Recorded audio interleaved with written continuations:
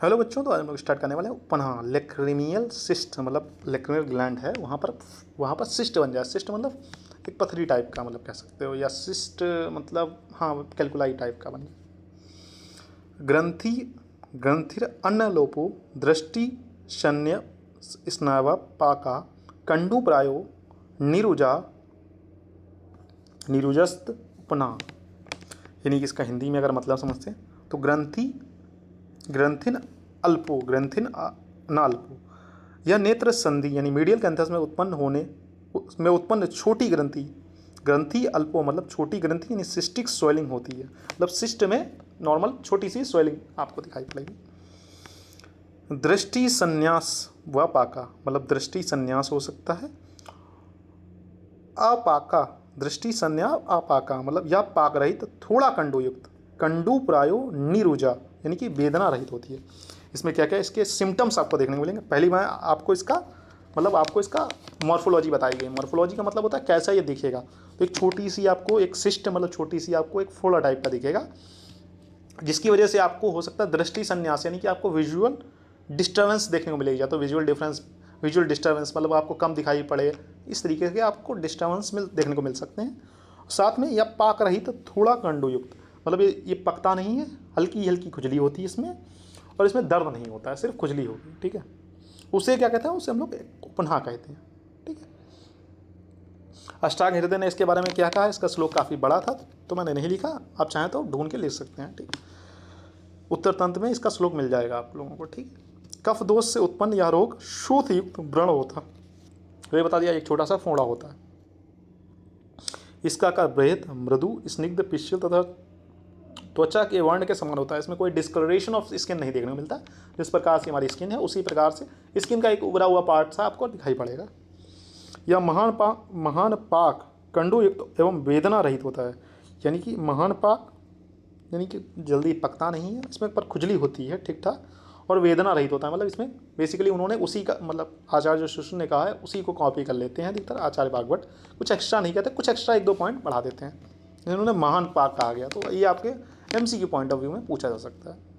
इसका स्पर्श ऊर्ज विदग्ध के समान होता है। ठीक है, इसका स्पर्श जो होता है वो मतलब अगर इसके छू को देखो, कहीं कहीं पर भी अगर इन्फ्लामेशन हुआ है, सूजन वगैरह हुई है, तो उसे छू के देखोगे मामूली बात है, स्वेलिंग में अधिकतर आपको गर्माहट देखने को मिलेगी। वही चीज़ उन्होंने बताई है। इसकी चिकित्सा जो आचार्य सुश्रुत ने बताई है, शस्त्र क्रिया द्वारा ग्रंथि का भेदन करें, मतलब ग्रंथि को भेद दें। छेदन मतलब छेदना है, भेदन मतलब उसे काट के निकालना है। फिर मंडल ग्रह शस्त्र द्वारा लेखन करें, मतलब उसे साफ करना है। पिपली मधु और सेंधव का चूर्ण बनाकर प्रतिचारण करें, मतलब वहाँ पर जाके रफ करना है। सबसे पहले ग्रंथि का भेदन करना है, उसे मतलब भेदन मतलब किसी चीज़ को तोड़ के निकालना है, मतलब काट के निकाल देना है। फिर मंडल ग्रह शस्त्र द्वारा लेखन करें, मतलब उसमें जो भी चीज़ें हैं इम्प्योरिटीज़ वगैरह उनको निकालना है। फिर पिपली मधु और सेंधव लवण का चूर्ण मिलाकर प्रतिचारण वहाँ पर रफ करना है।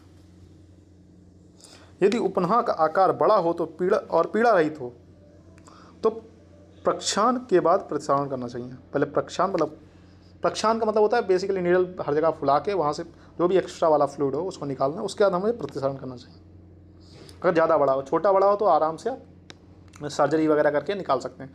अगर बहुत बड़ा हो, आकार बड़ा हो तो पहले तो प्रक्षालन मतलब वहाँ पर नीडल बुका के पहले तो एनेस्थीसिया लगाएंगे नॉर्मली, मतलब मॉडर्न में एनेस्थीसिया लगा के फिर उसके प्रक्षालन कर्म करेंगे। प्रक्षालन मतलब एक नीडल लेंगे शायद 21.5 की लेंगे, 21.5 की, वहाँ प्रक्षालन कर्म करेंगे, मतलब वहाँ कुछ 10-15 जगह भोंकेंगे, वहाँ से जो भी निकलेगा, जो पस वगैरह निकलेगा वो निकाल लेंगे। फिर उसके बाद उसमें प्रतिचारण करेंगे, जो ऊपर वाले चूर्ण बताए गए हैं उनका प्रतिचारण मतलब उसे रब करेंगे। ठीक है, ये तो आपका आचार्य सुश्रुत का कॉन्सेप्ट हो गया। अब भागवत इसके बारे में क्या कह रहे हैं। नेत्र को गुनगुने जल से भिगोई हुई पोटली से सेकें। पहले तो आपको स्वेदन कर्म करना है, फिर भेदन बहिर्मुख शस्त्र से ग्रंथि का भेदन करें, जैसे कि आचार्य सुश्रुत कह रहे थे। इन्होंने स्वेदन थोड़ा एक्स्ट्रा बता दिया, तो आपको ये चीज़ें याद रखनी पड़ेंगी। अगर कोई भी आचार्य कोई चीज़ एक्स्ट्रा बताता है तो उस चीज़ को याद रखना पड़ता है। इन्होंने स्वेदन भी बता दिया, उन्होंने सीधा भेदन बताया था। ठीक है, ये चीज़ देखिए,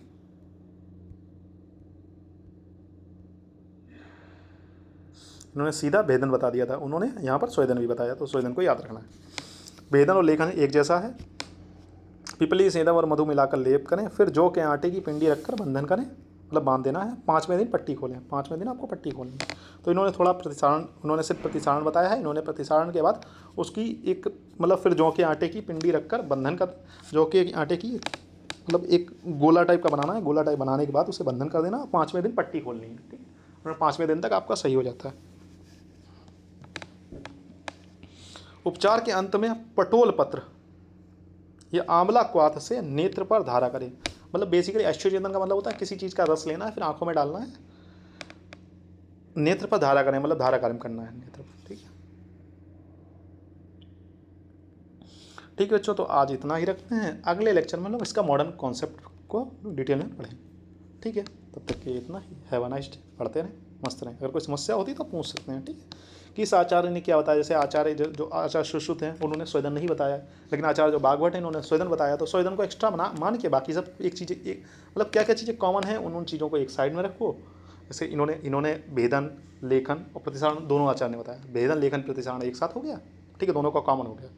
इन्होंने स्वेदन बताया, तो स्वेदन किससे बताया, इन्होंने कहा है जल को उबाल कर फिर पोटली के द्वारा उसे सीखना है। तो सिंपल अपना ऐड ऑन कर दो, आपका कंटेंट भी बढ़ जाएगा। ठीक है, ठीक है बच्चों, ठीक है। जब एग्जाम आएंगे तो मैं आपको बताऊंगा कि पेपर एग्जैक्टली लिखना कैसे है। ठीक है, तब तक के लिए आप मतलब इतना पढ़ते रहें, कंटिन्यूस में पढ़ते रहेंगे तो फिर चीज़ें समझ में आएगी कि हाँ कि सर ये बता रहे हैं। नहीं तो अगर आप सीधा वहीं पर समझने की कोशिश करेंगे तो फिर थोड़ी दिक्कत होगी। ठीक है।